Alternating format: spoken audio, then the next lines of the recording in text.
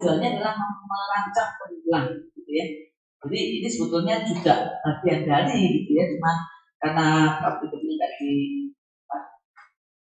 nggak diikutkan, jadi sepertinya nggak penting, gitu kan? Karena memang waktunya nggak ada.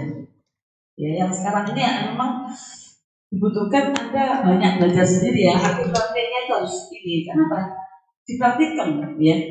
Ini sebetulnya saya iris gitu.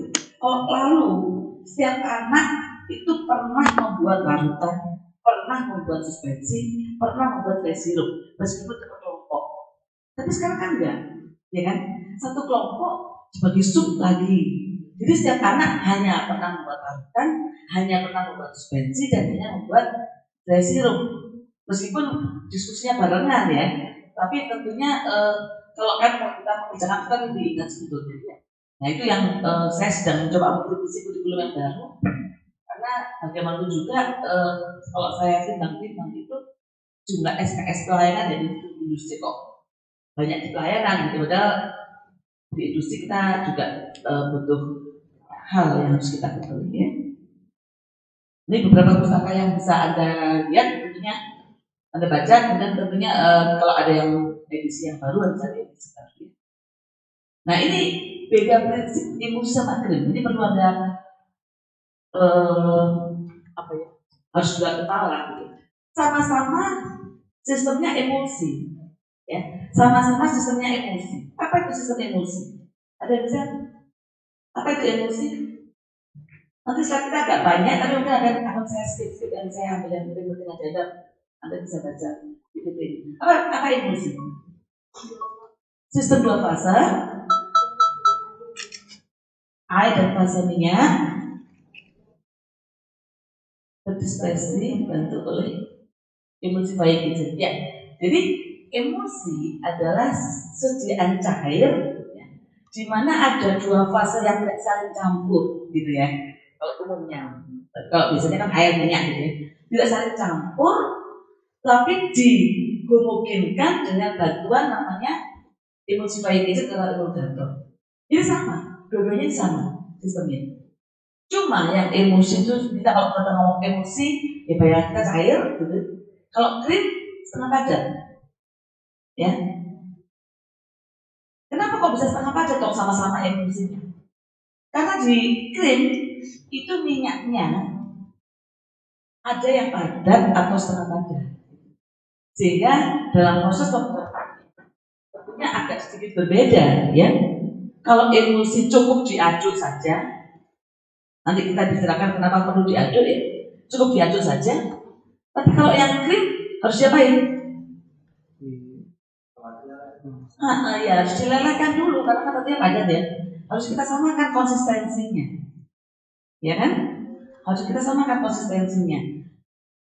Nah, kalau kita samakan konsistensinya, ya kan sudah cair nih, minyaknya sudah cair ya dengan pemanasan airnya sudah, airnya tetap cair kan? Kemudian kalau saat itu ada campur langsung, apa yang terjadi?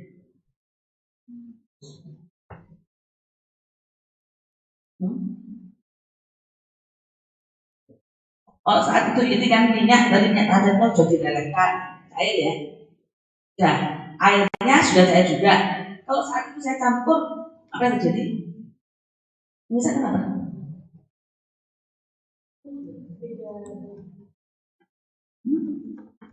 Kan sudah saya lelehkan tuh. Sesuai misalnya ada emulgator. Sebelum kita ngomong itu lah, katakanlah sudah emulgatornya. Apa yang terjadi? Kenapa? Karena ada air yang dingin. Jadi lemak yang sudah meleleh tadi ketemu air ini langsung padat kan? Jadi apa harus dilakukan? Yang mana? Dua-duanya gitu ya. Jadi kalau dalam minyak itu pemanasan, kalau lebih dari pemanasannya untuk apa? Melelehkan, ya. Tapi kalau air dipanaskan untuk menyamakan suhunya, gitu ya. Jadi bentuk cair, kalau itu padat, kalau minyak cair, minyaknya ada, itu padat, kadang setengah padat juga, ya. Pembuatannya cukup diaduk, kalau ini perlu kelalehan dan pengadukan. Sistemnya sama, ya.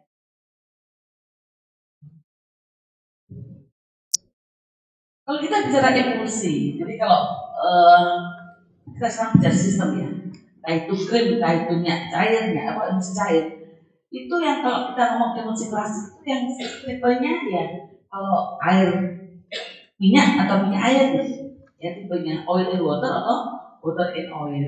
Tapi dalam perkembangannya ada emulsion, nano emulsion, multiple emulsion, ini ya multiple, double sama kompleks emulsion itu sama, sinonim ini. Multiple emulsion, double emulsion, complex emulsion. Kemudian ada high internal phase emulsion. Jadi emulsi sebetulnya sama, itu sama dengan krim gitu ya. High internal phase emulsion itu sama dengan krim, tapi perkembangannya XLN energi. Ya, memang kita tidak bahas di S1, tapi saya cukup memberikan informasi ada yang namanya perkembangan dari krim itu ya. Jadi ini krim tapi dropletnya ukurannya nano begitu. Ini beberapa keuntungan sejak emulsi ya. Kenapa kok ngapain gitu deh soal emulsi? Karena ada bahan aktif yang larut dalam minyak, tapi diinginkan sediaan cair. Anda bisa bayangkan kalau orang minum minyak itu kan gak nyaman ya, maka dibuat sediaan emulsi supaya rasa minyaknya tersamarkan ya. Jadi dapat membawa obat yang larut dalam minyak untuk kontrol pelepasan ya. Karena kan ada fase dalam dan fase luar.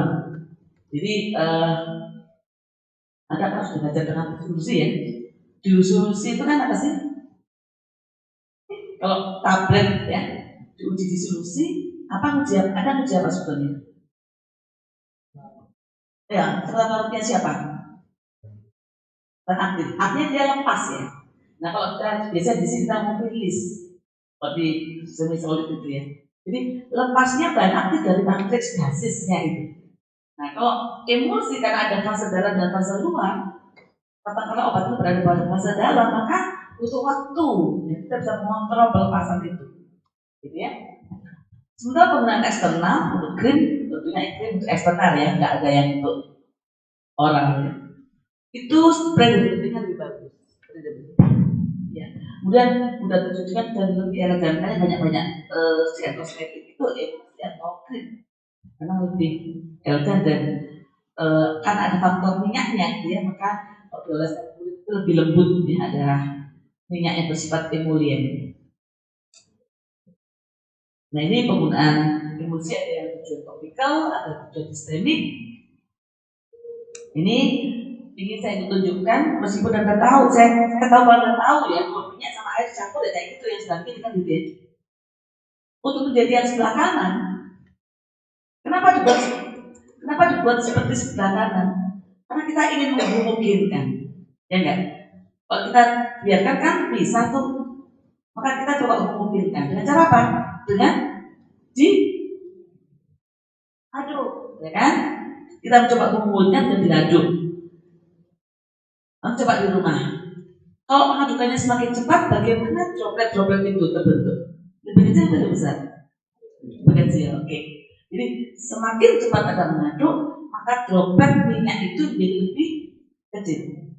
Jadi fungsi pengadukan di sini antara lain untuk memecah droplet minyak, ya. Nah, jadi kalau droplet seperti itu ya, maka ada fase dalam dan fase luar, ya. Kalau sudah diaduk ini kan homogen, stabil enggak? Tidak. Jadi homogen sudah, tapi stabil enggak? Kenapa saya katakan tidak? Karena droplet tadi cenderung untuk bergabung. Dia punya gaya apa itu namanya? Kode adhesif atau kohesi? Kohesi, sesama minyak akan bergabung, kan gitu ya? Nah ini ada gaya atraksi, kohesi, ya. Ada gaya repulsif, ya tolak, ya. Kalau gaya atraksinya lebih besar daripada repulsinya, maka dia akan bergabung. Ya. Bahkan untuk emulsi, untuk yang sudah ada emulgatornya pun, ya, itu punya kecenderungan untuk dia bergabung, ya.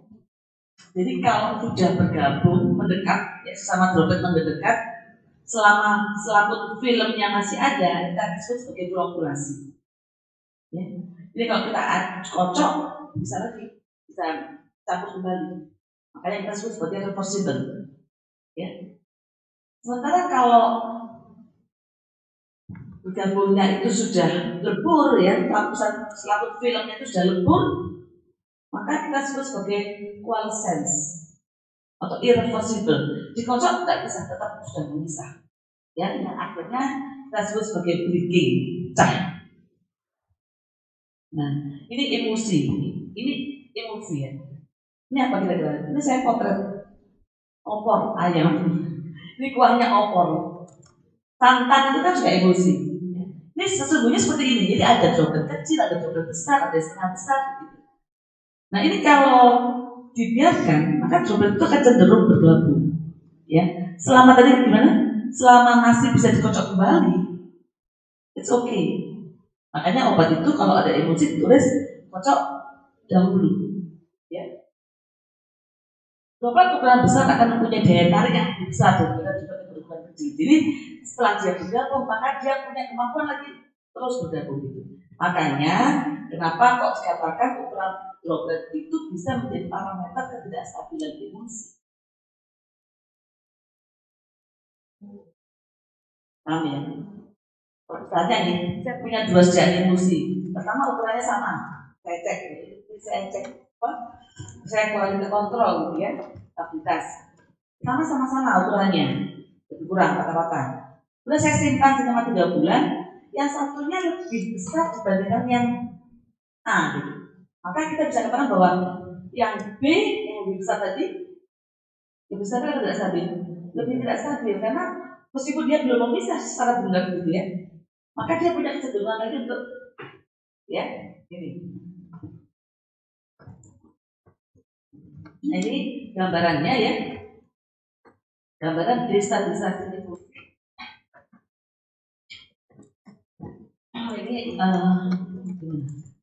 Ini ya, ini emosi tadi yang saya katakan ada droplet kecil dan droplet besar. Maka kalau dia berflokulasi masih gabung kan, ini sifatnya reversible, makanya panahnya bolak-balik. Ya, flokulasinya bisa ke atas, bisa normal. Ya. Kalau ke atas kita sebut sebagai upward creaming, naik. Ini kenapa? Nanti kita bicara tentang hukum Stokes ya. Kenapa kok ada emosi kok misalnya ke atas? Ya, umumnya kan ini ya. Kemudian kalau lama-lama maka seperti ini melebur, maka ini cenderung sudah coalescence. Biarkan lagi, ya betul-betul memisah. Ini juga, nah yang bawah adalah inversi, perubahan tipe yang awalnya OW menjadi BO. Ya. Nah, ini sama ya. Ini yang kiri ini sama sih, emosi, ya, flokulasi. Flokulasi itu bisa aja turun ke bawah atau naik ke atas dan kita di hukum Stokes ya. Ya, ini sudah saya sampaikan tadi. Sejak yang emosi atau yang baik harus mungkin.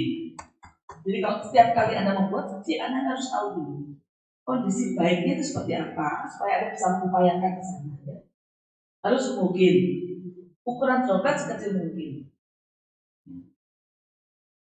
Nah, masalahnya adalah minyak dan air kan tidak saling campur ya. Supaya bisa bersatu perlu yang namanya stabilisator atau emulgator. Ya. Sementara kecilnya ukuran droplet sangat tergantung pada kecepatan pengadukan. Ya. Meskipun nanti kalau Anda belajar tentang nano emosi tidak karena pengadukan ya. Tidak karena pengadukan, karena jumlah faktor. Tapi dalam hal ini kalau saya katakan kalau semakin kecil Anda semakin cepat Anda aduk ukuran droplet Ini proses emulsifikasi, tolong ini kayaknya gambarnya ada kesalahan ya. Kan kok minyak kan nggak mungkin di bawah ya. Ini. Tapi intinya ingin menunjukkan bahwa dalam hal ini kalau fasenya lebih banyak biasanya mungkin fase luar. Gitu.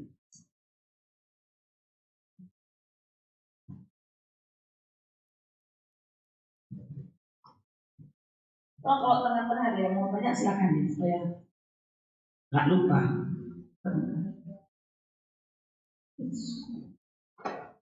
Nah ini minyak sama air. Salah satu yang namanya emulgator itu saya bisa digunakan adalah surfaktan. Ya. Ini ada air, minyak sama air. Ya. Kemudian ditambah surfaktan, maka surfaktan itu awalnya akan mencoba berada pada antarmuka dari minyak sama air itu yang B berantarmuka. Tapi kalau kemudian dalam kadar tertentu yang di atas CMC, nanti kan nama CMC, bukan CMC sentil weight dan apa CMC? Itu seluruh bukan itu ya. CMC dalam artian critical missile concentration. Jadi di atas kadar CMC-nya dia akan bentuk misal. Pernah dengar misal? Nah, misal inilah yang akan menjadi selaput pelindung dari setiap droplet. Ya, jadi yang B, selama kadarnya belum di atas CFC, maka dia tidak bisa membentuk misel ya, untuk menjadi lapisan pelindung. Ya. Kemudian setelah melampaui kadar CFC-nya diaduk, maka dia akan ini D, dia sudah menyelimuti droplet-droplet minyak. Kalau berlebih bagaimana ya? Ya maka berarti ada emulgator bebas. Ya, kira-kira kalau dari gambaran ini, semakin kecil ukuran droplet, surfaktannya yang dibutuhkan lebih banyak atau sedikit? Lebih banyak. Karena kan apa? Semakin kecil ukuran droplet, maka luas permukaan total semakin meningkat, gitu ya. Ya.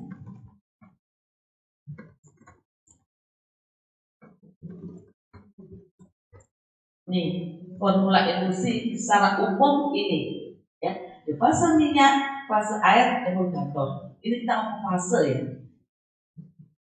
bukan fungsi. Karena kalau fungsi mungkin ada pengawet, mungkin ada antioksidan, mungkin ada lain-lainnya. Tetapi tetap itu kan fasenya fase air ada fase minyak. Obat dan atau bahan tambahan ada yang dan fase air. Sehingga nanti dalam proses pembuatan kita ngomongnya fase yang kita bicarakan. Ya. Nah, di dalam proses pembuatannya perlu energi, minimal energi dengan mengadukan ya, untuk memecah struktur minyak menjadi droplet yang harus terjadi sebelum proses emulsi. Jika membuat emulsi tanpa pengadukan nggak mungkin, ya.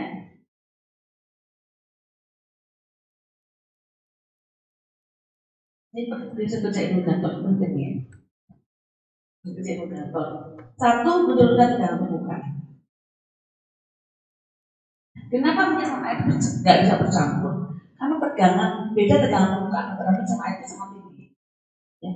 Ini sama saja kalau saya menganalogkan ya, ada dua kelompok yang bertikai. Ya.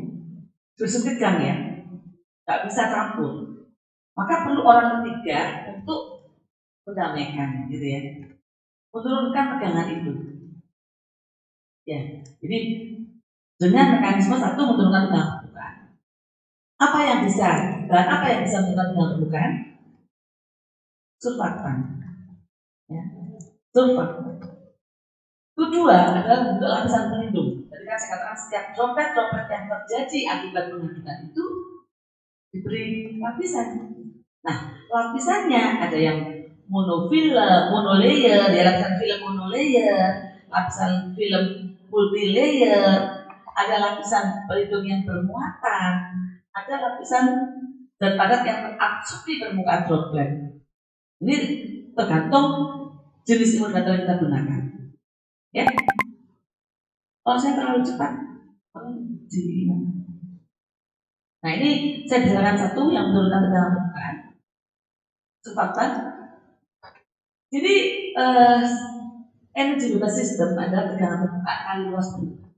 Tegangan permukaan kali luas permukaan, total luas permukaan. Tadi kita sudah mencoba mengupayakan mengecilkan droplet, ya kan? Maka tadi semakin kecil droplet, apa yang terjadi luas permukaannya? Meningkat, ya, meningkat. Kalau luas permukaannya meningkat, W juga pasti membesar, ya. Padahal menurut termodinamika, semakin kecil atau mendekati nol, semakin stabil. Maka yang kita bisa upayakan apa? Kita turunkan tegangan permukaannya. Ya. Luas permukaan yang besar tadi tetap memang kita inginkan, gitu kan? Kita turunkan tegangan permukaannya. Jadi itu dia biar diaduk luas permukaan meningkat, lebih besar. Maka diupayakan menekan W sekecil mungkin, ya. Nah ini surfaktan. Surface active agent, suatu bahan yang punya dua gugus, ya. Dimana gugus satunya lipofil, satunya hidrofil. Makanya dia punya angka HLB, hidrofil lipofil balance.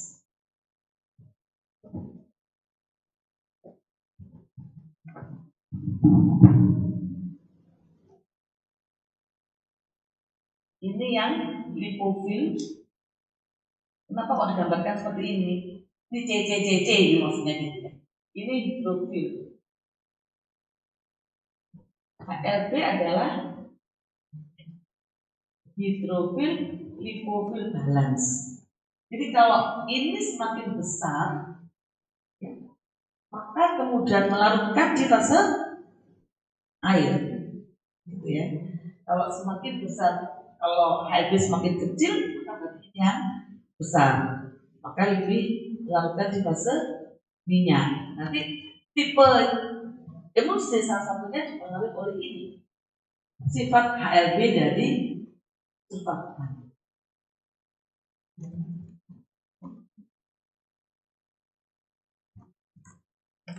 Surfaktan bahan yang dapat menurunkan tegangan permukaan. Di sini dia menurunkan tegangan permukaan antara cair sama cair, ya.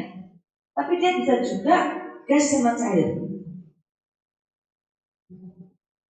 Anda tahu busa, foam, ya. Ini apa ini di dalam ini? Udara, ya. Ini apa ini? Cairan. Kalau Anda kata sistem surfaktan di sini, maka dia harus langsung anti foam. Karena turun tegangan permukaannya pecah, ya. Meskipun nanti ada bahwa ternyata surfaktan itu juga bisa menjadi foaming agent gitu ya. Saking rendahnya energi tegangan permukaannya, maka mudah sekali dia menjebak udara, ya. Jadi pada kadang-kadang tertentu dia bisa sebagai anti foaming, tapi dia juga bisa sebagai foaming agent. Cara sama padatan. Contohnya di mana? Surfaktan bisa menurunkan tegangan permukaan antara cairan dan padatan. Saat surfaktan berfungsi sebagai apa?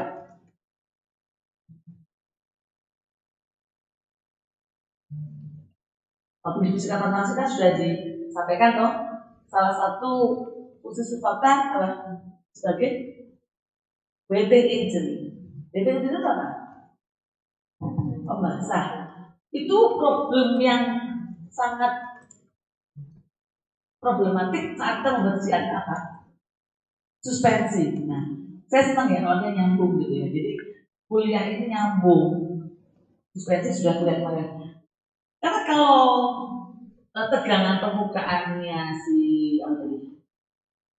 dan padat ya, yang tidak suka terbasahi, itu tetap nggak ada turun, dan maka dia akan floating, ya, floating. Apa itu floating? Mengapung, nggak bisa jatuh, nggak bisa turun. Jadi ngeceknya sebetulnya apakah dia hidrofob apa tidak hidrofob.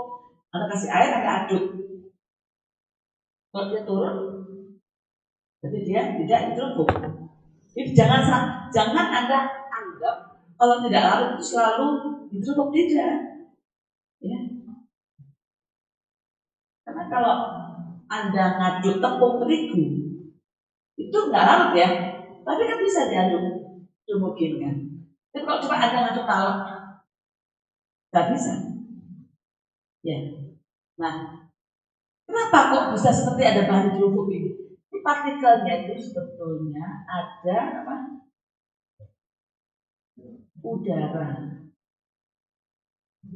Udara yang absorpsi. Absorpsi itu apa? Di permukaannya, bukan kalau absorpsi masuk, terabsorpsi di permukaan droplet. Maka surfaktan bisa menurunkan tegangan antara cairan dan padat. Ini kan nanti kalau ada medianya itu dia akan menurunkan tegangan permukaan ini dengan cara menurunkan sudut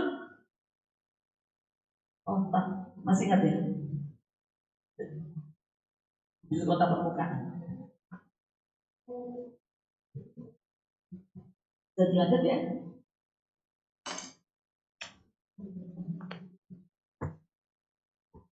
Nah ini sebetulnya ingin menunjukkan tentang CMC tadi. Ini ya, yang kiri ini ya, itu air dan udara. Ya boleh minyak, boleh ya. Intinya saya ingin menunjukkan bahwa kalau air saja, ya, saya ukur tegangan ya, dengan permukaannya, maka dia masih tinggi, gitu ya, tinggi. Ini yang X adalah kadar surfaktan. Kalau saya tambahkan surfaktan tetes, maka tegangan permukaannya akan turun. Sampai di mana ini dia bisa menutupi permukaan air tadi. Kemudian dia sudah mulai membentuk misel, maka tegangan permukaannya konstan. Nah, sebetulnya kalau kita biasanya penelitian ya, kalau kita mau ngomong gitu ya, kenapa kok ini gitu, kita bisa katakan kemungkinan karena tegangan permukaan turun gitu. Nah ini bisa terbuktikan sebetulnya, kan ada alat untuk itu. Begitu juga kalau kita tidak tahu sebetulnya berapa sih MC dari bahan ini, kita bisa lakukan dengan cara ini. Kapan dia mulai tegangan permukaan itu tidak berubah? Ya.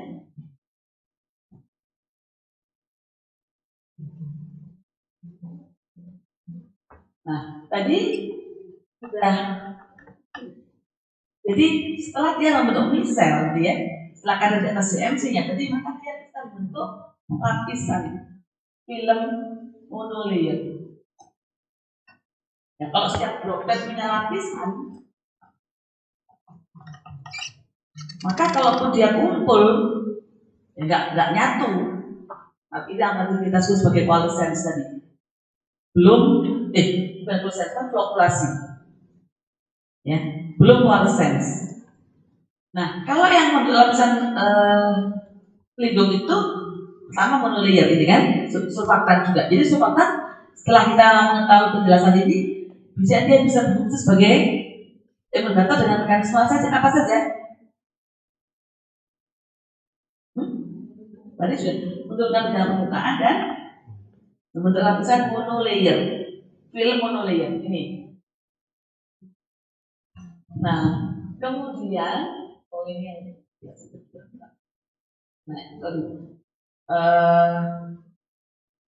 yang ini ya yang single layer ini yang masih surfaktan, ya.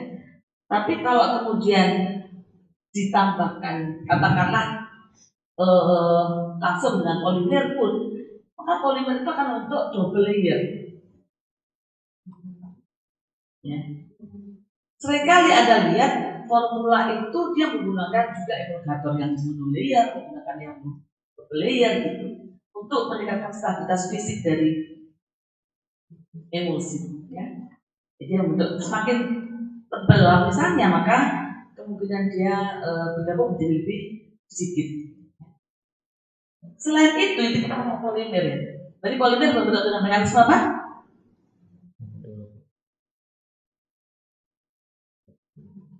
Polimer dengan mekanisme apa? Cepat tante saya. Kalau polimer menggunakan mekanisme sebagai menggantung dengan bentuk apa? Nah itu depan loh. Membentuk lapisan pelindung film double layer. Ya. Nah, sementara kita tahu bahwa polimer juga meningkatkan viskositas ya, ya enggak? Nah, jadi polimer itu selain dengan mekanisme ini double layer tadi, dia juga meningkatkan stabilitas karena viskositasnya. Ya. Nah ini hukum apa? Stokes. Ya. P kalau kita suspensi P-nya apa? Laju pengendapan. Kalau di emulsi kira-kira laju apa ini? Laju flokkulasi. Maka kalau Anda meningkatkan viskositasnya, laju flokkulasi menurun. Jadi kemungkinan dia bertemu itu menurun. Gitu. Ya. Nah, di belakangnya ada density ya. Density artinya density fase dalam dan density fase luar. Ini delta ya, selisih gitu. Jadi ini bukan density sediaan, beda. Ini selisih density fase luar dan fase dalam. Kalau besar, maka P-nya semakin besar, cepat juga gitu ya. Nah, tadi ada yang upward dan ada yang downward. Kalau kita ngomong suspensi, normalnya orang itu bisa paham kalau menghadap ke bawah atau ke atas. Ke bawah. Tapi kalau ke atas, nah kita bisa ngotak atik ini. Berarti apa? Density fase internalnya gimana? Terlalu kecil dibandingkan fase eksternalnya. Mungkin apa? Mungkin ada sirup-sirup gitu ya. Terlalu banyak sirup-sirup yang menyebabkan density fase luar terlalu besar. Nah, dia akan naik. Ya, jadi itu kita bisa mengatur. Lapisan pelindung yang ketiga, ini kan dia sudah, double layer sudah. Yang ketiga adalah bermuatan. Ya. Jadi kalau Anda tambahkan banyak bermuatan terus menerus, maka akan ada apa istilahnya? Awan elektron. Ya, awan elektron. Dimana kalau awan elektronnya itu sama muatannya, maka dia akan tolak. Maka ini yang kemudian zeta potensial bisa kita gunakan sebagai indikator ketidakstabilan juga. Ya. Zeta potensial itu apa? Apa zeta potensial? Kita kembali ke zeta potensial dulu ya, coba. Di mana ya? Ada tadi baca mungkin berapa? Zeta potensial itu gini ya. Kalau untuk uji stabilitas fisik kan biasanya disimpan berapa lama gitu ya. Tapi dari zeta potensial saja kita bisa memprediksi apakah sejak ini stabil atau tidak. Dikatakan oleh pusaka bahwa semakin besar angkanya, berarti apa? Awan elektronnya juga semakin tebal. Semakin stabil apa nggak stabil kira-kira? Stabil. Karena dia nggak akan mungkin ketemu. Gitu. Ada yang misalkan mengatakan lebih dari 30 itu stabil. Gak usah dilihat minus plusnya. Minus plus itu menunjukkan muatannya. Jadi kalau misalnya dibandingkan ada SDA yang zeta potensial yang minus 40 sama plus 10, stabil yang mana? 40, jadi dilihat angkanya, ya bukan plus minusnya. Karena itu menunjukkan ketebalan awan elektron yang bisa mencegah terjadinya flokkulasi. Ini yang lapisan pelindung yang muatan ya. Ada lagi yang ini convection finely solid. Ini sebetulnya jarang digunakan ya, tapi ada yang perlu kita sampaikan bahwa ada suspensi dari bahan clay itu tempat lempung ya, atau lempung tanah liat clay. Itu suspensi halus sekali yang kita bisa gunakan juga sebagai surfaktan, sebagai emulgator. Karena apa? Karena partikel halusnya clay tadi itu terabsorpsi di permukaan dari droplet. Bisa bayangkan? Ya, jadi ada titik kita nggak ketok ya, sayangnya. Jadi ada partikel-partikel padat dari suspensi ini masanya halus dan memang bentolit ini yang terabsorpsi di permukaan droplet. Ya. Nah, dengan kombinasi surfaktan maka absorpsi ini menjadi lebih kuat. Kenapa? Itu tadi meningkatkan interaksi antara partikel solid dengan liquid. Ya. Jadi tadi kalau tadi gini ya, tadi kan droplet, kemudian ada titik-titik. Kalau tambah surfaktan, maka ikatan ini menjadi kuat. Tetapi yang namanya suspensi bagaimana juga meningkatkan viskositas kan? Bagus viskositas secara tadi hukum Stokes. Tapi kalau terlalu gitu ya, maka bisa menyebabkan densitas yang terlalu besar tadi yang saya katakan, jadi menjadikan ketidakstabilan juga. Jadi selalu ada kondisi optimum, ya. Jadi apa peran surfaktan pada emulsi? Tadi sudah apa?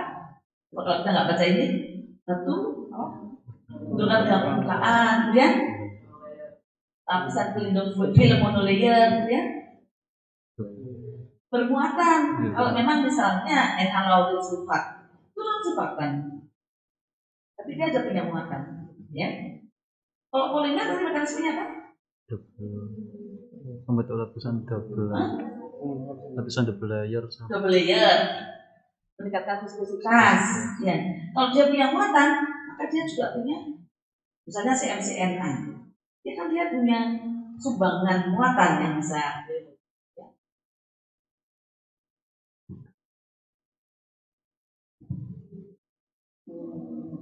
Ya.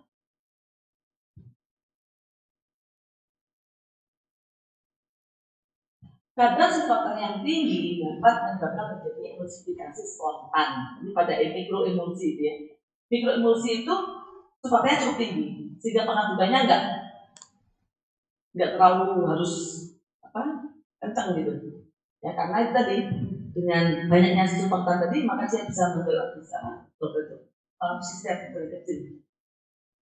Kondisi ini hanya membantu di proses awal emulsifikasi saja, tidak mempengaruhi ukuran droplet. Ukuran droplet mempengaruhi energi yang dilibat. Ya. Nah, kita ke formulasi. Tadi saya berharap prinsip tentang emulsi itu sudah Anda paham ya. Anda bisa bayangkan apa yang terjadi pada saat Anda membuat krim, apa yang terjadi saat Anda membuat emulsi. Buat krim, jadi jangan sampai Anda melakukan itu seperti robot operator yang ngikutin langkah-langkah yang sudah ada, apalagi baca jurnal kakaknya gitu ya. Panaskan, tapi nggak ngerti sebenarnya ngapain ini. Ya, kalau Anda membuat krim, oh saya panaskan itu tujuannya untuk melelehkan. Oh saya campur, saya aduk itu tujuannya mengecilkan droplet. Dimana pada saat itu saya harus tambahkan emulgator supaya pengecilan droplet sambil dilapisi. Anda bisa bayangkan kalau krim tadi ya, pada saat Anda aduk sudah, Anda kasih emulgator sudah, Anda aduk, belum selesai, belum dingin, Anda hentikan, Anda tegakkan lainnya. Apa yang terjadi? Itu minyaknya kan masih ada yang panas tuh. Ya, berarti ada yang cair minyaknya. Nah ini kemungkinan dia bergabung lebih mudah dibandingkan kalau sudah setting dan keset dingin. Makanya membuat krim itu kalau manual itu harus betul-betul dingin, baru boleh ditinggal. Sekarang kan praktiknya ini ngambil apa gitu ya. Mungkin saat itu bagus, tapi kalau kita bandingkan dengan orang yang mengerjakannya tanpa dihentikan, Terus stabilitasnya di bagian terus gitu loh. Kalau baterai nggak ada masalah kan, alatnya terus jalan ya. Kalau manual kan ada capeknya, nggak sama gayanya gitu. Tapi harus sarapan setiap sarapan. Oke, jadi itu prinsip emosi Anda harus tahu ya, bahwa seperti itu. Kemudian kita mau formulasi. Membuat emosi, Pustaka mengatakan tidak gampang gitu ya. Katakan bahwa kayak aja belum ada efek cara yang betul-betul efektif untuk menghasilkan hasil yang terbaik gitu ya. Masih butuh trial and error. Mungkin Anda berpikiran, nah kalau trial and error ngapain? Dipelajari, coba aja trial. Tidak begitu. Dengan Anda tahu bahwa faktor ini mempengaruhi faktor A, mempengaruhi faktor B, maka proses optimasi, kalau kita di ilmiahnya ngomongnya optimasi gitu ya, bukan trial and error. Kita tahu bahwa oh A akan menyebabkan begini, B akan menyebabkan begini. Tapi pada kondisi berapa dia butuh kondisi yang paling pas gitu, supaya karakternya bagus. Ya. Jadi butuh. Makanya formulator itu kalau jam terbangnya tinggi, tinggi banget itunya, telurnya. Karena ya kayak orang koki ya, kayak koki. Kalau Anda kan belajar masak kan, ada buku, timbang gitu ya. Ini kalau koki beneran nggak pakai timbang-timbang, pakai tangan aja udah bisa enak gitu ya. Kalau obat tetap harus timbang meskipun sudah ahli. Tapi maksud saya dia bisa mengenali, dia bisa tahu gitu apa yang kurang gitu. Kalau optimasi nggak terlalu butuh waktu yang lama, karena sudah tahu apa yang harus dilakukan.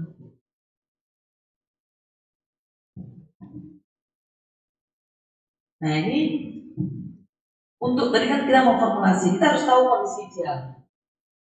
Oh harus stabil. Kalau kita ngomong stabil, ya kita bicarakan tadi kan status fisik. Ada status kimia, tidak terdegradasi ya, tidak turun kadarnya, status mikrobiologi, mikroba yang tidak melampaui dari jumlah yang dipersyaratkan, karena dibatasi gitu ya, bukan berarti harus nol, karena ini bukan steril. Beda, kalau tidak steril harus nol. Anak farmasi tidak boleh mengatakan agak steril. Tidak ada agak steril, ya kan? Kalau orang nggak farmasi boleh ngomong agak steril, kurang steril. Kalau farmasi steril apa no gitu ya. Ada satu aja sudah nggak steril. Nah, yang dimaksudkan stabilitas mikrobiologi adalah kadarnya pasti ada perkembangan tuh ya, tidak melampaui jumlah yang dipersyaratkan. Ya, kalau Anda baca di FI ada beberapa mikroba yang harus nol, tapi ada yang boleh tapi dengan batas-batas tertentu. Akseptabilitas yang baik, bau yang menarik, gitu ya. Nah ini adalah formula dasar emosi. Kalau tadi saya ngomong fase, air dan minyak, ini adalah fungsi-fungsi yang dibutuhkan. Ya.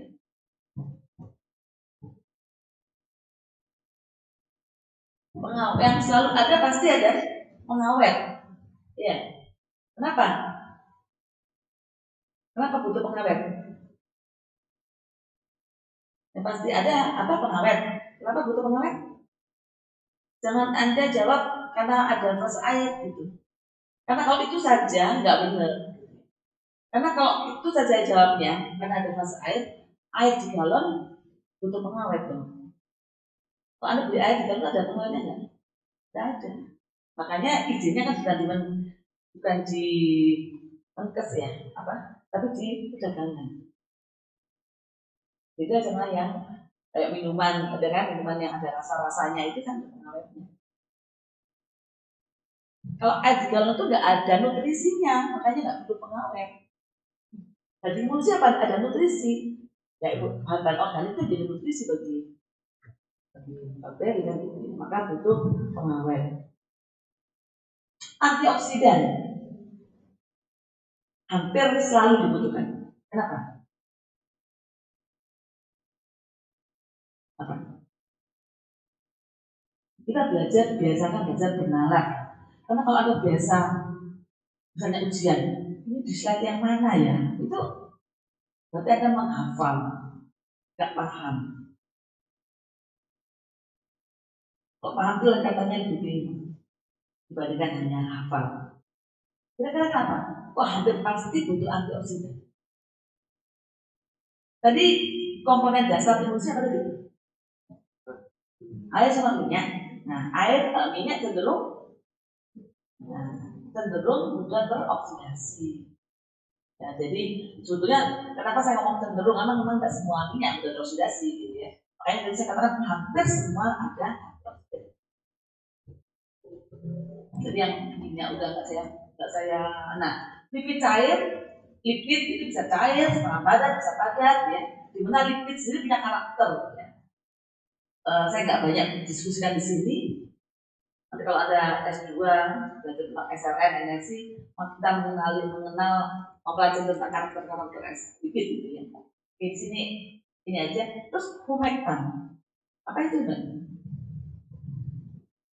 Mungkin di gel sudah diomongkan ya. Udah sih? Oh belum ya? Oke. Jadi ini skrip ini sama padat yang pertama dikenalkan ya. Tapi karena hasilnya sama. Humektan itu apa sih? Bahan yang mencegah terjadinya penguapan. Ini dibutuhkan untuk yang emulsi apa kira-kira? Kira-kira apa Mas? Atau semua? Atau dua-duanya? Kenapa kok?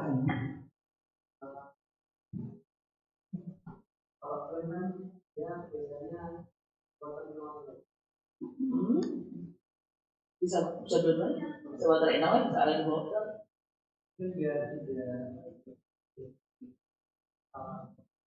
Iya betul. Tapi kenapa kok keren yang ada dikhawatirkan kalau emulsi kok enggak? Kalau emulsi fase airnya banyak. Ya. Tadi kan dikhawatirkan tadi reduce tadi kan. Kalau krim pas badan fase airnya sedikit. Jadi kalau ada penguapan, maka sangat berpengaruh pada baik konsistensi, baik kadar, ya. Nah, sebetulnya untuk yang sediaan cair, kalau ada bicara tentang sirup, ya, sirup itu seringkali berhubungan kalau kadar gulanya dekat dengan saturasinya. Makanya Anda pernah lihat ya, kalau buka sirup, dibuka, sudah dituang, terus lama disimpan, habis itu dibuka begini, ya. Kemudian di kulitnya ada gula-gula gitu kan, ada gula yang mengkristal. Itu karena kadar gulanya cukup tinggi. Makanya kalau Anda lihat sirup-sirup sekali kan mereka kombinasi dengan sorbitol gitu ya, supaya enggak dekat dengan saturasinya.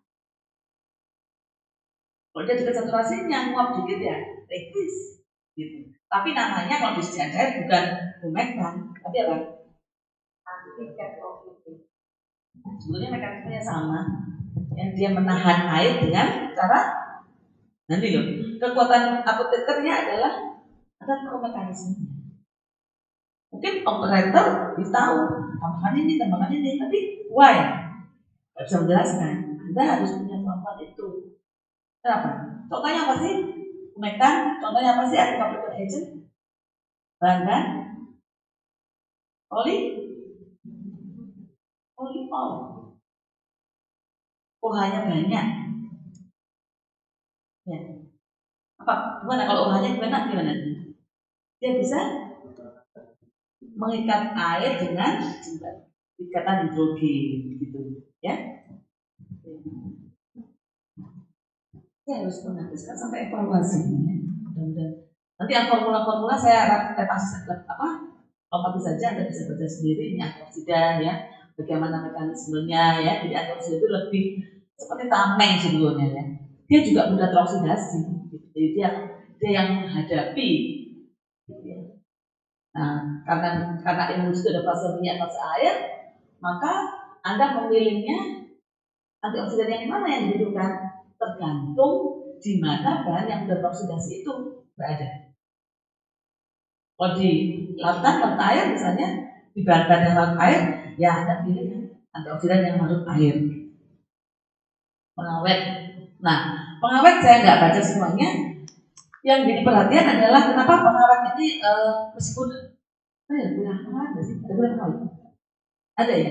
Tapi kenapa saya singgung secara khusus di emulsi? Karena di emulsi ada fase air, fase minyak. Sementara pengawet punya koefisien partisi. Apa itu koefisien partisi? Nah, perbandingan dalam minyak dan air. Artinya kalau satu bahan itu punya koefisien partisi besar, dia lebih mudah larut di minyak. Kalau itu yang Anda pilih sebagai pengawet di emulsi, mungkin pertama dia larut di fase air, tapi lama-lama dia migrasi ke fase minyak. Ya, sehingga kata di dalam air berkurang apa tetap atau bagaimana? Berkurang, jadi efektivitasnya menurun. Ya, itu saja yang lainnya Anda bisa baca.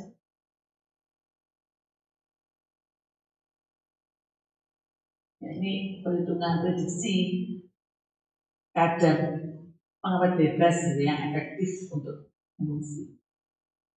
Saya lewat aja ya. Ini sudah memegang tadi. Nah, ini ya. Anda kan sudah praktikum ya, fisika farmasi ya, menghitung HRD.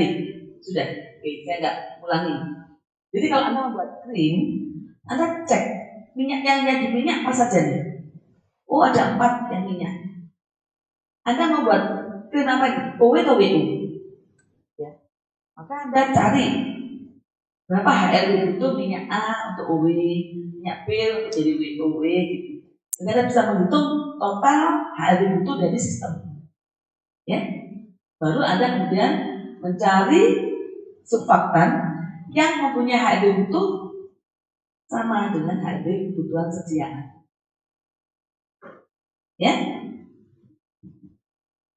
kalau bisa ketemu yang pas, bagus. Kalau nggak bisa ya kita kombinasi kan gitu ya. Oke, sampai di sini ada pertanyaan tentang formula, tentang sistem, tentang formula.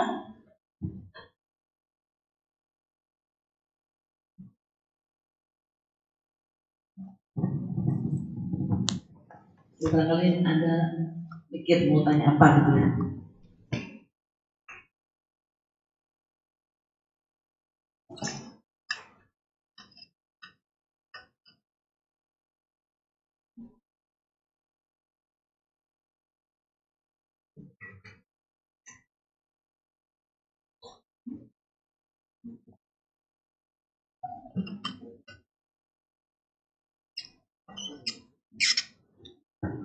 Bisa lanjut?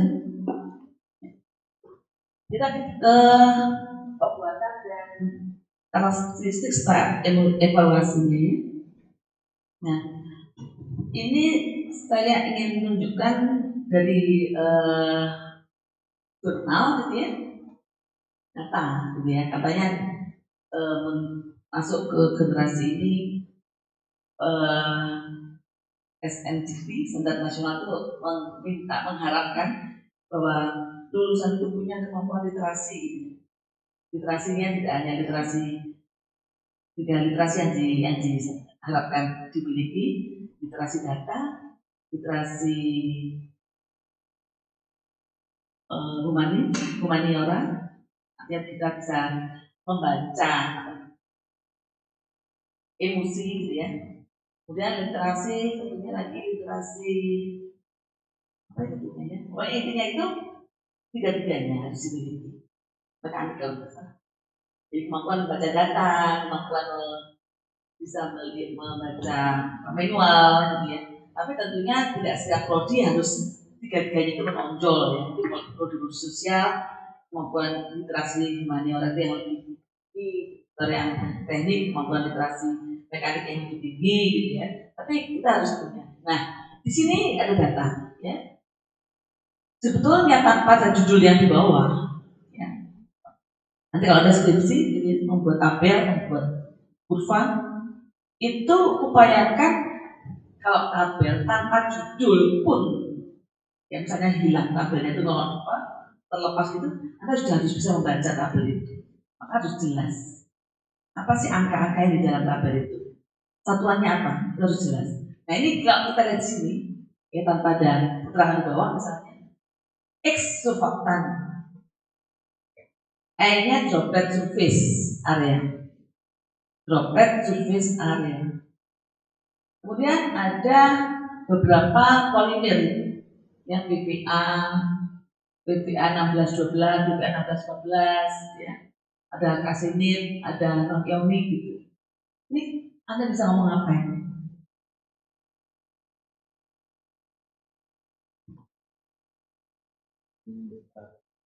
Untuk yang mana? Anda ngomongkan kan sama itu profilnya. Yang mana Anda mau sampaikan yang mana? Intinya pertama bahwa setiap polimer punya profil beda-beda. Ya, itu satu. Sekarang kita coba satu-satu. Untuk yang non-ionik misalnya, ya kan? Kadar sulfat tertentu non-ionik, ya. Penambahan sulfat itu menyebabkan droplet surface areanya membesar. Artinya mengecil besar ukurannya. Mengecil. Jadi kalau itu kan droplet surface areanya meningkat, itu kan mengecil ukurannya itu. Ya. Jadi penambahan sulfatan akan mengecilkan ukuran. Tapi yang non-ionik ya, pada kadar sulfat tertentu sudah tidak lagi mempengaruhi, tetap ya. Nah itu kan masing-masing kita bisa omongkan. Ya. Ini kita lihat gambarnya tok coba. Yang Y adalah tekanan antar muka. Nah, yang bawah adalah proporsi antara PGA dan ya PGA. PGA dan XG ya. Jadi kalau air saja ini tadi apa? Penampungan jadi selalu ya. Terus ada penambahan emulgator terjadi penurunan. Dimana penurunannya beda-beda tergantung komposisinya gitu ya. Penurunan terendah di komposisi berapa? 37. Jadi kalau kita membuat emulsi ini yang paling baik gitu. Kalau dari data ini. Ya. Ini kalau penelitian kan gitu. Dan betul kita cek ukuran partikelnya, kita cek efektivitasnya misalnya gitu. Nah kita membahasnya, oh efektivitas pengaruh ukuran ya, bahas seperti itu. Pas teorinya kan gitu ya. Nah, pembuatan emulsi ya ada pertimbangan fisika antara lain misalnya panas. Umumnya, jadi sudah saya sampaikan bahwa panas itu tidak selalu dibutuhkan, ya. Tetapi kalau diterapkan, misalnya pada emulsi, panas ini membantu, ya. Tidak mutlak dibutuhkan, tapi membantu. Karena bisa apa? Bantu menurunkan tegangan permukaan. Di mana lamanya, aplikasi panasnya sangat kompleks sifatnya.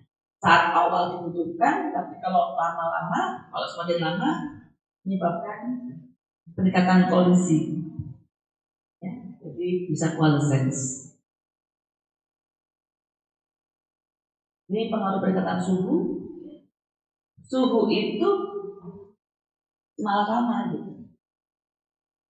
Jadi dia bisa membantu, tapi juga bisa merusak. Dimana kita nggak tahu nih. Ini kan terjadi secara simultan. Pertama membantu menurunkan tekanan permukaan, membantu proses pengecilan lebih mudah. Tapi kalau diterus-teruskan maka ada coalescence ya, dan ada perubahan kelarutan emulgator. Makanya itu yang kita sebut butuhnya optimasi. Ya, butuhnya optimasi.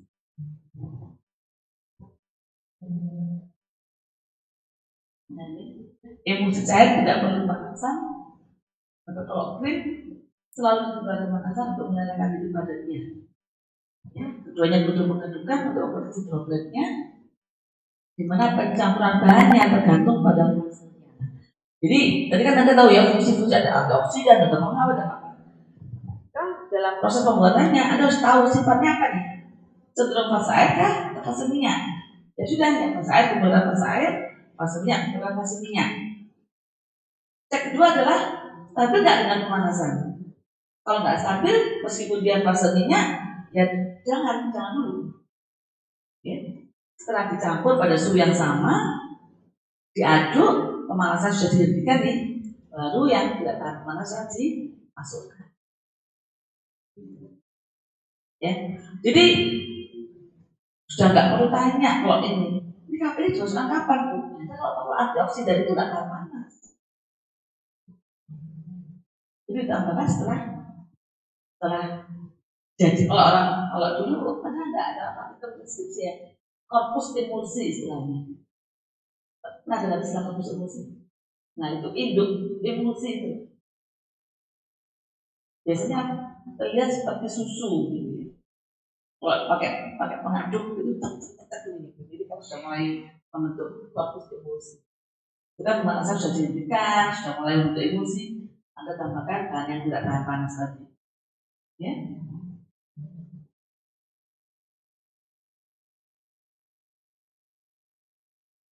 Ada metode yang namanya pembalikan fasa. Ya, pembalikan fasa. Phase inverse temperature teknik. Teknik pembuatan dengan membalik tipe emulsi dengan pemanasan.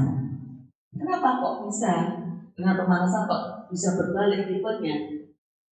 Ternyata surfaktan itu yang sudah punya HLB tadi ya, kalau dipanaskan itu berubah kelarutannya. Anda bisa coba, misalnya bilang twin itu nanti air kalau minyak, itu nanti air kalau minyak, air. Seringkali jumbo ya, saking seringnya ketemu twin sama barengan. Kalau diingatkan twin ada W-nya water gitu aja. Ya, kalau enggak itu lupa. Iya. Saya sama Prof. Era itu kan beda ya morfologinya ya, beda banget ya.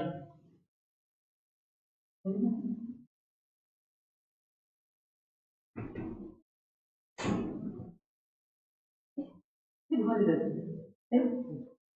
Ini setelah kuliah. Iya. Tadi keluar. Enggak tahu keluarnya.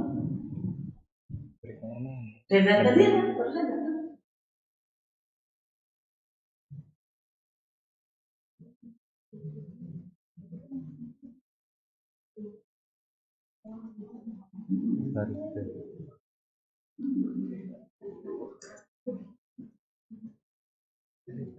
Enggak artinya tadi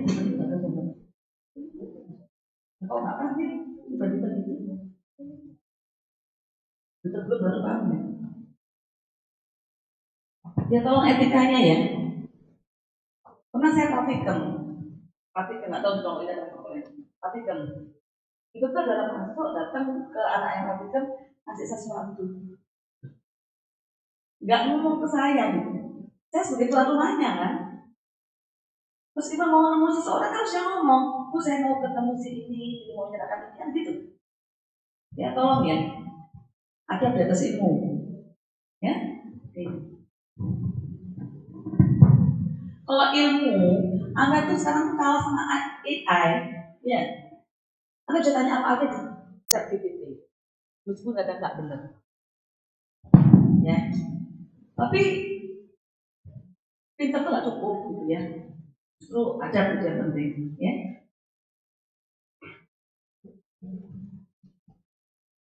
Balik ke sini ya.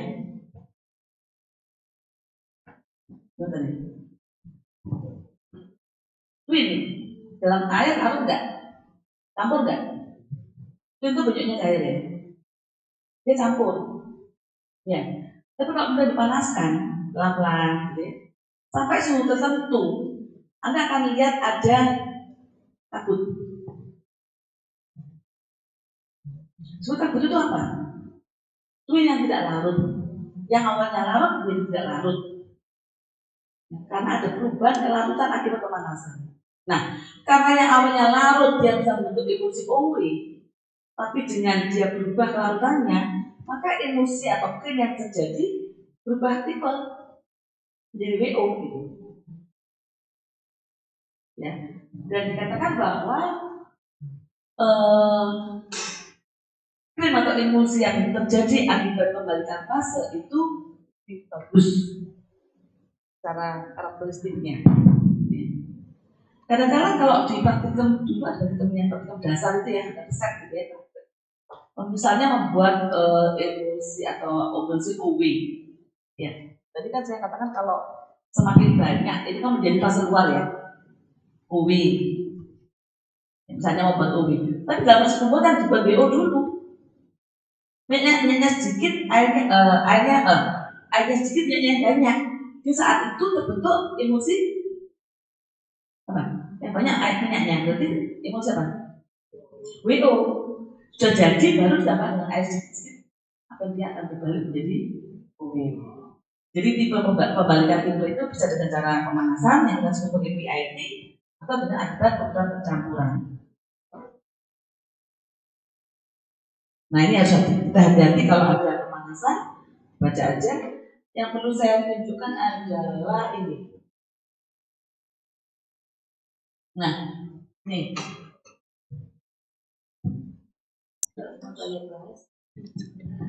Saat kita mengaduk tadi ya, lelehan ini pajak, ya, sudah leleh, kita akan aduk.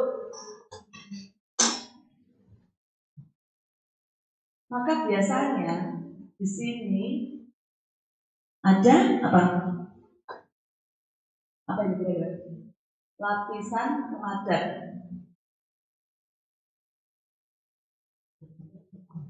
Nanti ya kalau Anda ketika membuat krim, saat Anda mengaduk itu ada lapisan pemadat. Apa yang bisa lakukan biasanya? Diskret pakai apa? Sudik. Ya. Ini yang kita sebut sebagai stagnan layer.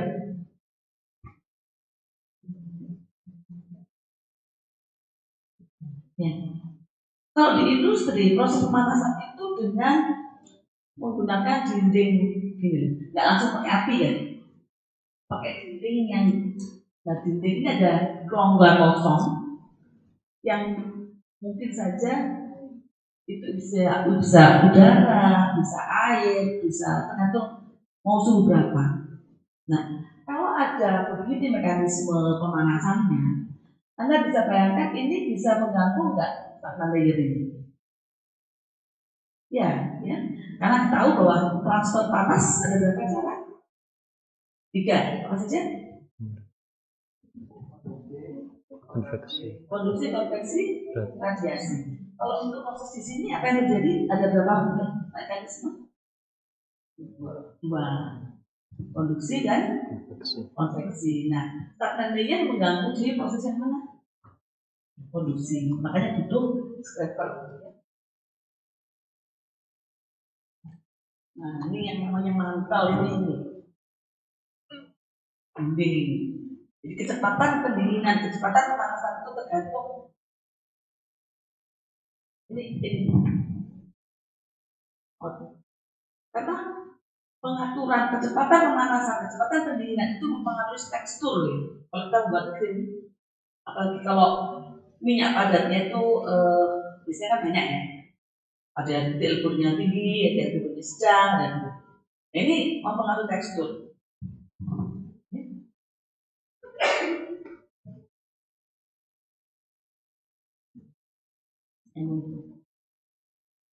Ya, itu sudah. Skill up ya, yang Anda buat di lab itu masih di bawahnya blend skill ya. Kalau blend skill 1 kilo per 5 kilo. Biasanya kalau di lab bisa paling 300 gram. Ya. Nah, dari cara ukuran bench kemudian kita coba ke pilot kemudian ke kondisi yang produksi benarnya itu pasti tetap butuh penyesuaian adjustment. Pasti ada adjustment. Seringkali karena perbedaan kurang seragamnya suhu, deviasi laju panas pendinginan, perbedaan holding time itu kadang-kadang itu dihentikan ya, disiapkan. Kemudian perbedaan intensitas pengadukan. Nah, biasanya untuk mengurangi ini kita harus menggunakan ini ya, rasio antara diameter ini pengaduk dan diameter tangki ini kok bisa tetap. Jadi yang kalau skala kecil misalnya ini 20 cm, sementara ininya adalah 80 cm gitu ya. Nanti kalau skala besar kan tentunya ukurannya tetap, maksudnya tetap itu katanya pustaka bisa mengurangi perbedaan. Meskipun ada faktor-faktor lain yang bisa mempengaruhi. Ini beberapa alat ya. Nah, ada koloid ya. Biasanya dibutuhkan untuk apa? Krim yang sudah jadi kepingin halus, kepingin halus di miling itu dia apa ya? Digerus ya, buat di terus banyak terus. Nah, koloid itu ada beberapa beberapa jenis ya. Ada yang satunya tiga roller mill, ball mill, satunya ini namanya semacam injektor gitu, injek kan, istilah sempit gitu.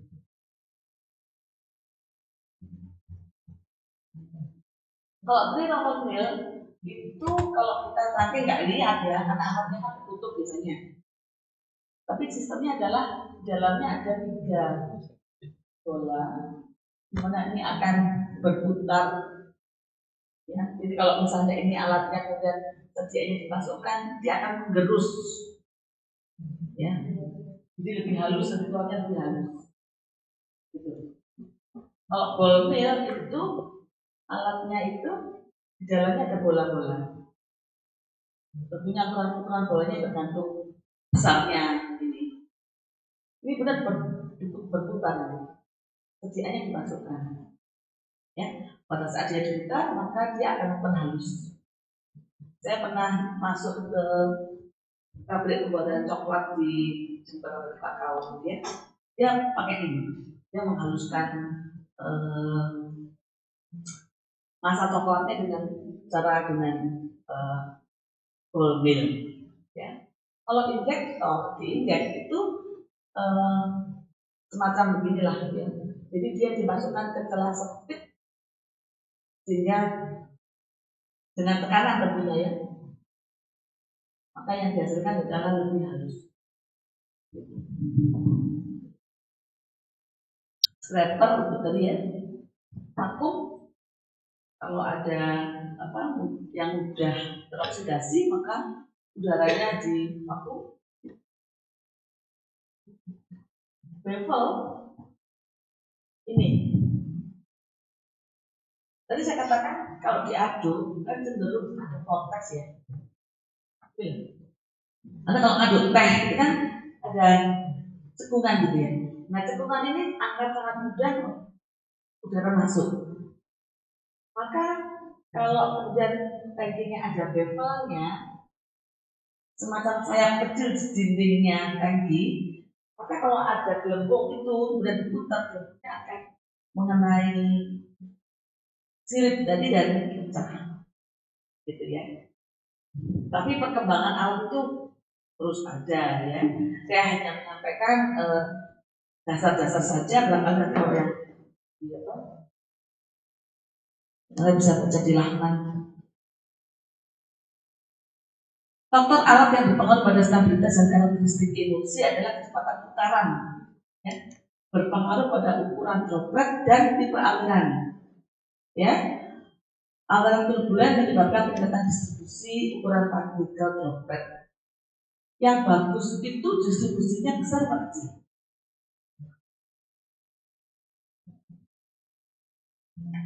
Satuan kita sebut sebagai PDI, bukan perjuangan itu ya. PDI. Apa ini? Polydispersity Index.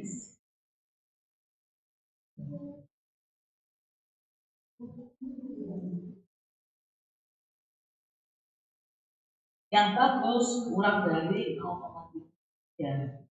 Ada pustaka yang mengatakan kurang dari 0,5. Intinya semakin kecil semakin bagus. Bagusnya apa? Semakin kecil kira-kira semakin mungkin seragam ukurannya gitu ya. Bukan berarti kecil ya. Bukan berarti ukurannya kecil, tapi seragam. Seragam itu bisa seragam besar, bisa seragam kecil. Jadi kalau kemudian misalnya ujian saya minta Anda milih gitu ya. Saya punya data distribusi ukuran, katanya literasi data harus bagus. ada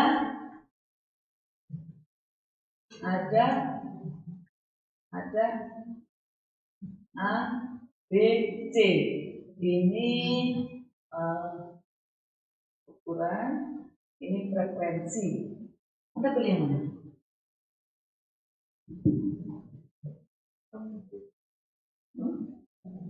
Yang A. Kenapa A?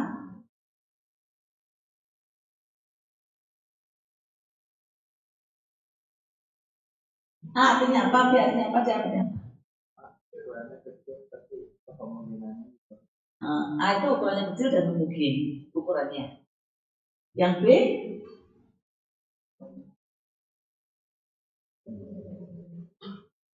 ukurannya macam-macam gitu ya, macam-macam. Kalau C ukurannya besar tapi seragam. Ya. Jika misalnya ada soal kayak gini, Anda suruh pilih, pasti ada pertanyaan mengapa kan gitu. Nggak hanya ngomong itu, nggak ngomong A kecil, ya kamu kaitkan dengan stabilitas, dengan sebetulnya kalau kita ngomong emosi kan banyak, rentetan ukuran kan banyak, nggak sekedar masalah stabilitas, tapi juga terkait sama aktivitas kalau kita mau panjang gitu ya, gitu. Oke.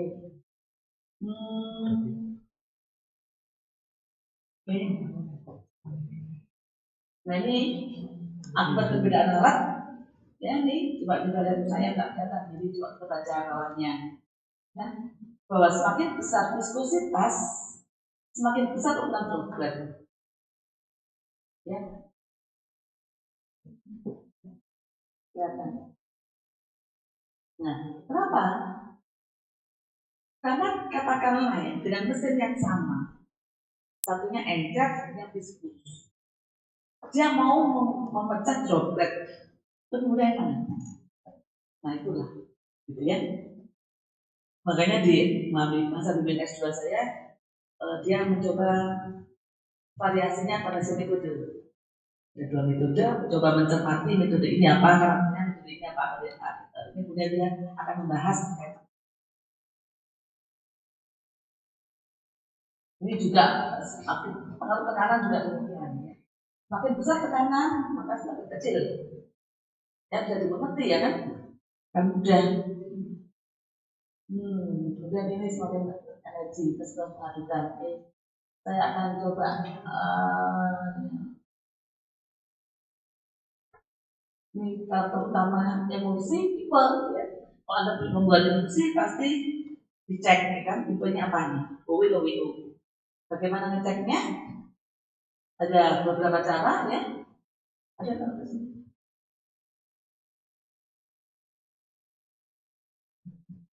Ya. Udah coba cek cari ya. Apa sih? Satu dengan melihat kita cek pakai bahan yang dalam minyak atau dalam air. Ya, misalnya kita pakai methylene blue. Methylene blue itu langsung air atau langsung minyak? Air. Kalau misalnya droplet itu letakkan di mikroskop, Anda kasihkan sudan. Nah, makanya di ada air biasanya di tes aloji gitu ya, misalnya emulsi dalam sudan, Anda cek di bawah mikroskop, yang birunya banyak itu tipe OW atau WO berarti? OW. Kalau Anda pakai sudan 3, dimana sudan 3 itu lautnya dalam fase minyak, ya itu satu. Kayak sudah ada di sana. Itu salah satu. Cara kedua dengan cek kemampuan dia menghantarkan listrik. Ada alatnya. Jadi kalau jarumnya flat langsung minyak. Kira-kira OW atau WO? Ya karena sifat air bisa menghantarkan listrik. Satunya lagi dengan cara pengenceran. Mana yang diajarkan pakai air lebih mudah, jadi dia pulih. Ukuran droplet pakai mikroskop, distribusi ukuran droplet, ini saya katakan tadi ya. Biasanya alat yang kalau kita pakai alat yang canggih itu langsung sudah ketemu ukurannya berapa, BDI-nya berapa gitu. Tapi kalau kita pakai mikroskop, Anda harus hitung seperti yang di mikrometer gitu kan. ada membuat rentang-rentang dan lain harus itu. Dapat potensi yang sudah saya sampaikan tadi sebagai indikator stabilitas emosi, ya kan? Semakin besar angkanya, semakin apa tadi? Stabil. Zeta potensial. Kenapa? Kenapa? Betul. Awan pelindungnya semakin tebal, ya. Karena tidak mudah terjadi fluktuasi. Jadi emosi dipengaruhi oleh kasunya air, ukuran droplet dipengaruhi oleh kadar surfaktan, viskositas, tekanan, distribusi ukuran droplet dipengaruhi oleh tipe alam. Ya. Nah, ini zeta potensial sudah tidak sampai lagi tadi sudah saya sampaikan. Ini sudah ya. Mencegahnya kita tidak baca indikator ketidakstabilan. Ya. Secara fisik ada perubahan pH, warna, sifat elektrostatik. Kalau tidak stabil aja kita sudah tidak stabil. Seringkali kan dikiranya kalau kita ngomong tidak stabil itu harus dikaitkan sama kadar. Itu kalau sudah parah ya. Sebenarnya kalau berubah warna aja sudah tidak stabil. Ya, biasanya makanya kalau industri ngecek awal ya, cek disimpan di suhu kamar atau suhu 40 selama 2 bulan berubah, biasanya nggak stabil. Kita harus mencari kenapa seperti itu. Ya. Trimming, tadi ada upward trimming, downward trimming. Bagaimana mencegah trimming? Ya. Ini hukum Stokes ya, sudah saya sampaikan. Yang bawah, ya. Hukum Stokes tadi. Bagaimana mencegahnya? Ukuran kita kecilkan, viskositas kita meningkatkan, ya. Density-nya kita, selisihnya kita kurangi. Ini beberapa yang menyebabkan rusaknya. Nah, ini perkembangan emosi tadi ada mikro emosi, nano emosi, double emosi. Yang akhirnya ada solid lipid nanopartikel, harus ada struktur lipid karier. Nah, ini yang disebut sebagai emosi ganda. Kalau selama ini kenalnya WO dan OW, kalau double emosi itu WOW atau OWO. Dikatakan kalau lihat gambar ini kayaknya gampang gitu ya. Buat dulu WO, kemudian ditambah dengan surfaktan yang kebalikannya terjadi gitu ya. Tapi nggak semudah ini sebetulnya. Itu juga orang jadi pusaka bahwa membuat nano emosi itu gampang gitu. Kita tambahkan kadarnya surfaktannya banyak, maka jadi nano dan terjadi secara spontan, tidak spontan itu gitu ya. Karena kita harus tahu komposisi yang pas gitu. Nah ini Anda bisa apa sih gunanya emosi ganda ya? Ini guna emosi bedanya apa? Secara penampakan jelas beda. Kalau yang mikro atau nano bahkan itu seperti lautan, ya jernih. Ya. Kenapa kok bisa begitu? Ya karena perbedaan ukuran itu sangat mempengaruhi karakter gitu ya. Bahkan emas kalau dibuat nano gold itu warnanya tidak lagi kuning, merah. Ya ada perbedaan. Tadi kan saya ukuran itu mempengaruhi pada jalan. Nah ini ya. Sifat-sifat refleksinya beda, macam-macam.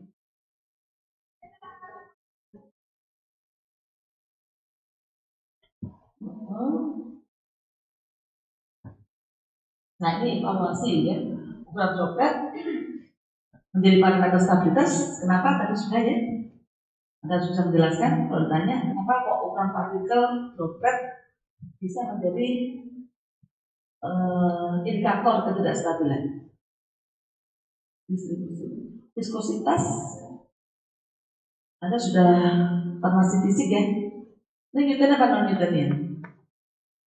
Non Newtonian yang mana? Kira-kira? Ya nggak mungkin yang mana?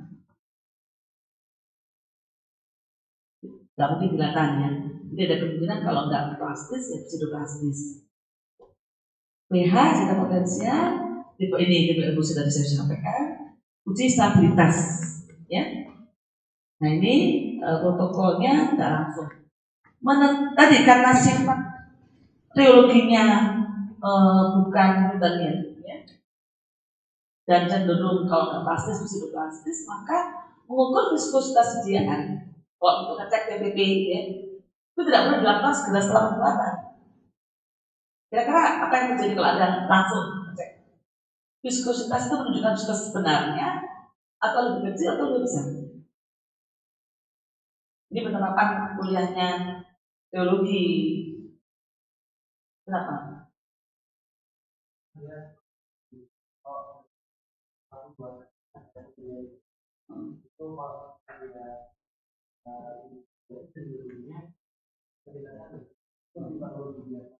Betul, betul. Itu penjelasannya. Karena butuh waktu untuk dia kembali. Kemampuan kembali kita sudah dapat teologi.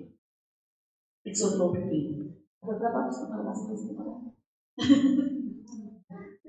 Berapa para masing-masingnya kemarin? A plus. Ya. A plus. Ya itu ya. Ya. Nah, uji stabilitas itu ada yang namanya konvensional atau real time. Jadi dilimpahkan pada kondisi yang seperti yang nantinya. Kalau Anda mau ekspor ke Eropa ya harus tahu kondisi Eropa berapa. Ya Anda cek seperti kondisi Eropa. Kalau barang mau di Indonesia ya zona 4. Berapa itu suhunya? Catatannya gitu ya. Itu real time, konvensional. Tapi ada yang accelerated. Accelerated itu dipercepat. Ya. Kalau Bude ini menerapkan sifat pasifis itu kan yang Arrhenius ya. Tapi untuk krim kita nggak bisa menerapkan Arrhenius. Kenapa? Salah satu syarat penerapan Arrhenius adalah tidak ada perubahan pada sistem. Sementara kalau krim Anda bisa bayangkan, Anda cek pada 40, 50, 60, sama enggak? Bisa leleh 60-nya gitu ya. Makanya enggak. Tapi kita lakukan accelerated-nya dengan cara apa? Kita harus tahu sistem ini rusak oleh karena apa. Cara teori tadi tahu ya, bahwa dia bisa rusak oleh pemanasan yang berlebihan, bisa rusak oleh pengadukan yang berlebihan kan gitu ya. Maka ada cara yang namanya cycle talk.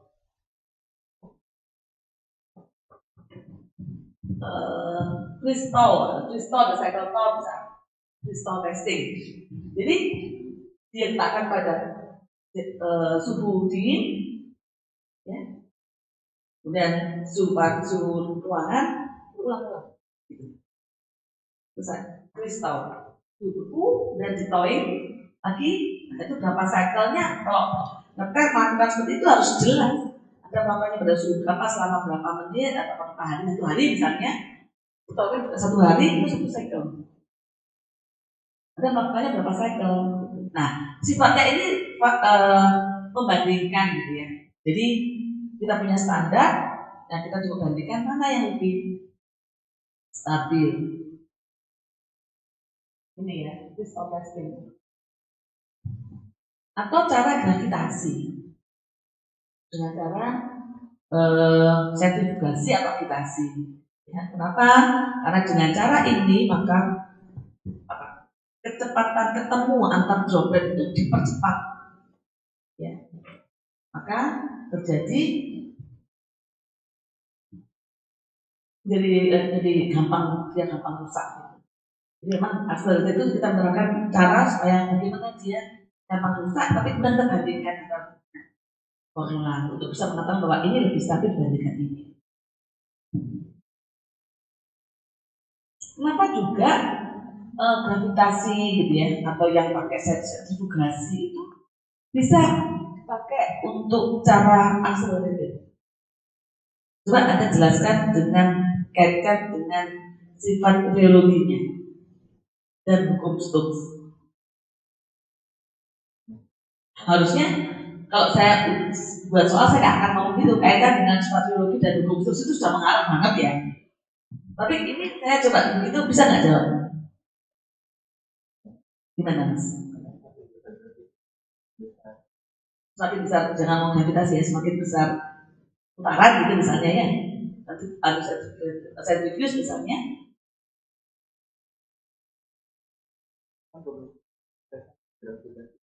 Oh, Kalau di rumus Stokes itu kita nggak bisa ubah gravitasi kan? Ya, nggak ada kaitannya gitu. Gimana? Sentrifugasi, ya, sentrifugasi itu kan gaya ya. Kalau kita kaitkan Mariologi, gimana tadi? Mas apa? Aku tadi ngomong apa tadi? Pada saat nah, oke, sukses turun. Kemudian saya sekarang kaitkan dengan hukum Stokes. Gimana? Sukses turun? Wah, juga lakukan. Ya, ngomongin apa?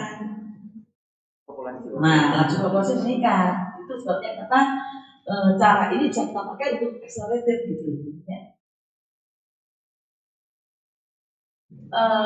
Cara ini kalau masih jelas untuk evolusi yang sangat vital atau viskus ya, karena sulit kita melihat bedanya apa, pisahnya. Ini kristal, nah kalau dibaca pustakaan kemudian ada kata-kata miscellaneous gitu ya, itu bukan berarti misel ya. Sekali ada kategori ini itu terakhir ada miscellaneous gitu. Itu maksudnya lain-lain ya. Jadi bukan dengan yang A, bukan yang B, bukan yang sebagainya, cara lain. Nah ini prinsipnya adalah kalau accelerated sama bagaimana meningkatkan tumpukan partikel.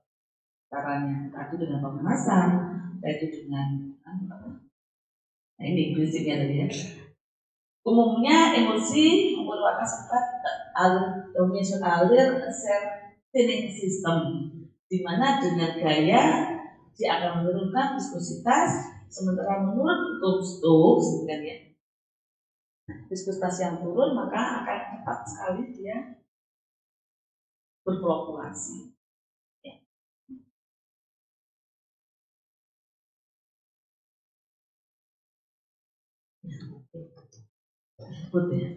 Ada pertanyaan? Kita masih punya waktu. Saya harus jam 9 harus